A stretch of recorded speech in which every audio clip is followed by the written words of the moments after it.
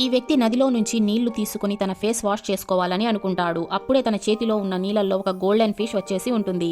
దాంతో ఇతను ఆ చేపని మళ్ళీ నీళ్లలోకి వదలాలని పోతుంటే అప్పుడే చేప అరుస్తూ, నన్ను ఈ నదిలో వదలొద్దండి, పెద్ద చేపలు నన్ను తినాలని చూస్తున్నాయి, నన్ను మీతోనే తీసుకువెళ్ళండి అని బ్రతిమాలుతుంది.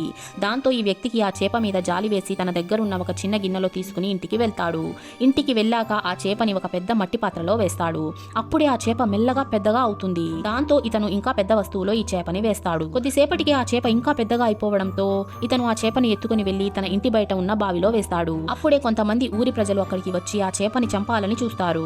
ఎందుకంటే ఆ ఊర్లో చేపలు పెంచడం అశుభం అని నమ్మేవాళ్ళు.